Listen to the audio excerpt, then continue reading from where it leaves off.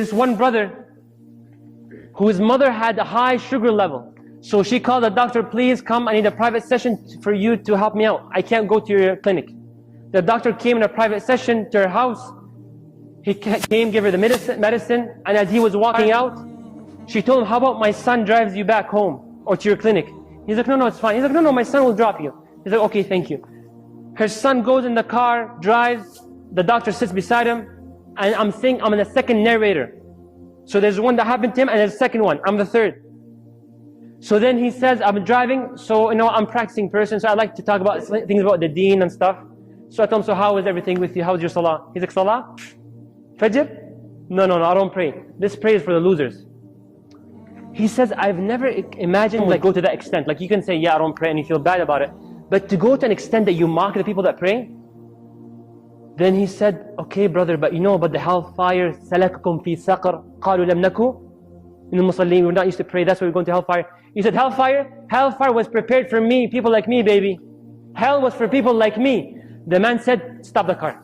Stop the car. I cannot, just stop the car. He's like, what? He's like, stop the car. I want to walk. He said, I felt the earth is going to go and swallow us. This man, after a year, the mother calls, he said, my sugar level is up again, please come and help me out and stuff. So he walks again, helps her out, gives her the medication, and she tells him, let my son drop you. He's like, oh heck no. Your son is not dropping me. He's like, no, please. He's like, no, your son is not dropping me, ma'am. Just hold on. He's gonna finish Aisha prayer and come upstairs. He's like, excuse me? He's gonna finish praying Aisha at the masjid, he's coming upstairs. Hold on.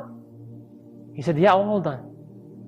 So he came and he was driving. He's like, what happened? He said, what happened is I work in a tourist company. So I help the tourists travel around. And one time we had a travel agency taking us to Mecca. And we had the Hujjaj and people doing Umrah, the towels and so on. So I went there and was mocking the people having the towels. So one time I was trying to do a sin and I don't know what to do. There's nothing in Mecca to do wrong. So I said, you know what, let me go to the Kaaba and the area just to see what's going on and make fun of these people. He said, I walked and I was sitting and it was the 1st of Sha'ban. What happens 1st of Sha'ban?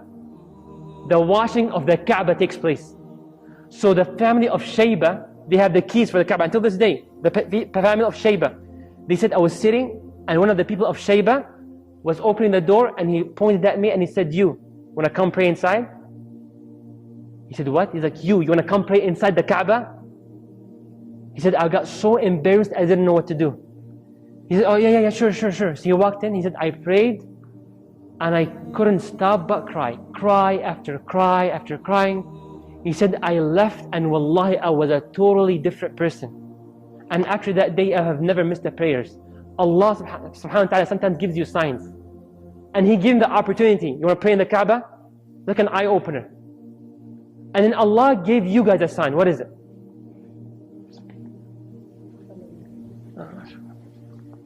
Is that you guys came here. So this gathering is either an excuse against you or for you. SubhanAllah. And sometimes Allah will give you signs a little more physical. One time a brother was driving and he just left a place where he was doing a lot of sins. And he rolled down his window and a paper came and it hit his forehead. It was oily. He said, oh Allah, I understand. I got the message. And some people are so rigid and rough. Like that philosophy teacher in Lebanon, this is a true story. He was teaching philosophy, corrupting the people's minds, telling them that God does not exist, we came from monkeys and so on. And one time his daughter became so sick. And it was known in the city that his daughter is one of the most beautiful girls in the whole city. He said she got so sick that he went to the hospitals. My daughter is sick and look at her. He said this case is so rare, 1 in 100,000 it occurs to. This is one of a kind. Then he said, what should I do? He said, I don't know what to do. He started going crying, going crazy. He lost his mind. He kept bringing his daughter into class. This is what counts to keep seeing his daughter. That's it. Khalas, he just lost it. One time, after 3 months, his wife opens the door in his bedroom. She saw him making sujood. The atheist. He said, oh Allah, if you're there, cure my daughter. Oh Allah, if you're there, cure my daughter. And wallahi, it was not too long after that, except that his daughter became better. Allahu Akbar. His daughter became better. He went to class and he said, students, everything I told you about, I repent, I take it back. And I want to tell you, brothers and sisters, don't go to that extent for you to repent. You don't have to have a calamity in your life to take it back and repent. We need to wake up. This is Allah's note to you. This is Allah's eye-opener to you, so use it.